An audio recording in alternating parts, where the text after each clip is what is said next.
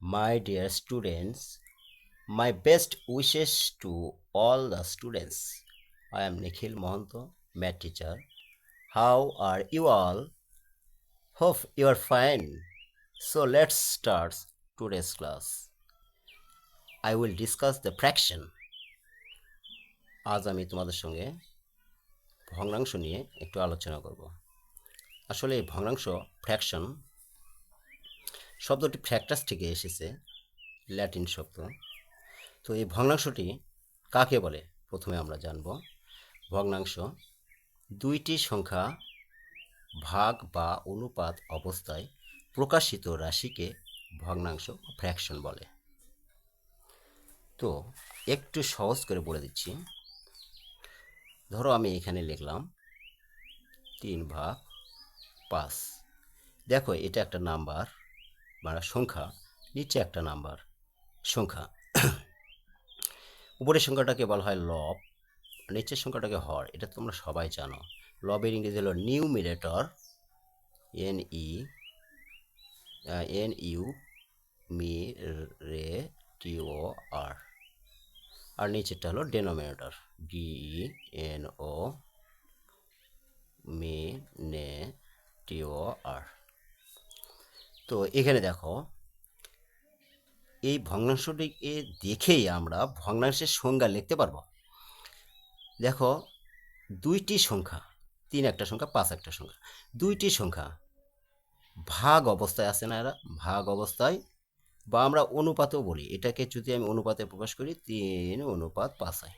তাহলে দুইটি সংখ্যা ভাগ বা অনুপাত অবস্থায় প্রকাশিত রাশি, এটা একটা রাশি, প্রকাশিত রাশিকে ভগ্নাংশ বলে।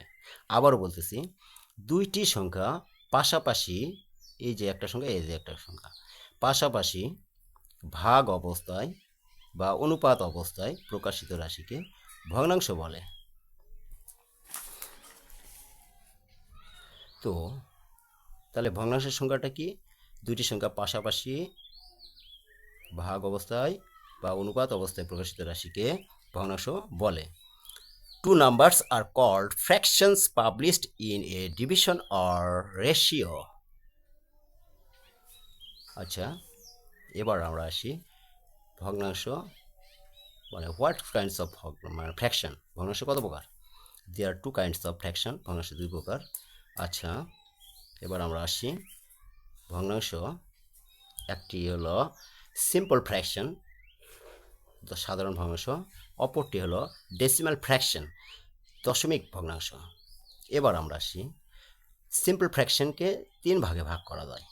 একটা হলো প্রকৃত ভগ্নাংশ, যাকে বলা হয় প্রপার ফ্র্যাকশন। যে ভগ্নাংশের লব অপেক্ষা হর বড় তাকে প্রকৃত ভগ্নাংশ বলে।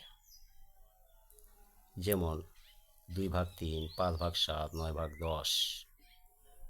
এবার আমরা আলোচনা করব অপ্রকৃত ভগ্নাংশ নিয়ে। 2 নম্বর হল অপ্রকৃত ভগ্নাংশ, যাকে বলা হয় ইমপ্রপার ফ্র্যাকশন। যে ভগ্নাংশের লব অপেক্ষা হর ছোট তাকে অপ্রকৃত ভগ্নাংশ বলে। দেখো সবগুলো ভগ্নাংশের উপরের লবগুলো বড়, হরগুলো ছোট। এবার আমরা আসি 3 নম্বর মিশ্র ভগ্নাংশ, মিক্সড ফ্র্যাকশন। যে প্রকৃত ভগ্নাংশের সাথে কিন্তু পূর্ণ সংখ্যা যুক্ত থাকে তাকে মিশ্র ভগ্নাংশ বলে। দেখো প্রত্যেকটা প্রকৃত ভগ্নাংশ মানে হর বড় লব ছোট, হর বড় লব ছোট, হর বড় লব ছোট, তাদের সাথে একটা করে পূর্ণ সংখ্যা যুক্ত আছে। এখানে প্রথম ভগ্নাংশের সাথে 3, দ্বিতীয় ভগ্নাংশের সাথে 2, তৃতীয় ভগ্নাংশের সাথে 5 যুক্ত আছে। এগুলো হলো মিশ্র ভগ্নাংশের উদাহরণ। সবাই বুঝতে পারছো তো? আচ্ছা, এবার আমরা দশমিক ভগ্নাংশের শ্রেণীবিন্যাস নিয়ে আলোচনা করব। প্রথমে 1 নম্বর সসীম দশমিক ভগ্নাংশ, যাকে বলা হয় ফিনিট ডেসিমাল ফ্র্যাকশন। যে ভগ্নাংশে দশমিকের পরের অঙ্কগুলো গণনা করে শেষ করা যায়। তাকে সসীম দশমিক ভগ্নাংশ বলে। যেমন 2.5 আর নেই, দশমিকের পর শুধু 5 আছে, বা আরও থাকতে পারে কিন্তু শেষ হয়। আর 7.75 এগুলো হলো সসীম দশমিক ভগ্নাংশের উদাহরণ। এবার আমরা একটু আলোচনা করব অসীম আবৃত দশমিক ভগ্নাংশ, ইনফিনিট রিপিটিং ডেসিমাল ফ্র্যাকশন। যে ভগ্নাংশে দশমিকের পরে অঙ্কগুলো গণনা করে শেষ করা যায় না এবং দশমিকের পরের অঙ্কগুলোর পুনরাবৃত্তি ঘটে, তাকে অসীম আবৃত দশমিক ভগ্নাংশ বলে। যেমন 35.324, এই অঙ্কগুলো বারবার আবারও 324 324 করে আসবে। এই 35.324 এই বারবার আসবে, তখন এটাকে আমরা 324, এই তিনটা অঙ্ক হলো রিপিটিং নাম্বার।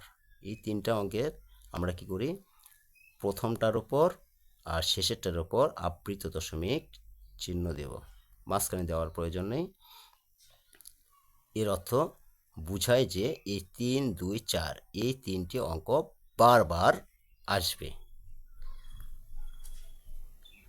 যেমন এখানে 3.242424 করে গেছে, এটাকে আমরা রিপিটিং নাম্বারে এইভাবে ব্যবহার করতে পারি, 3.2 এর উপর আবৃত, 4-এর উপর আবৃত। এবার আমরা অসীম অনাবৃত দশমিক ভগ্নাংশ নিয়ে আলোচনা করব।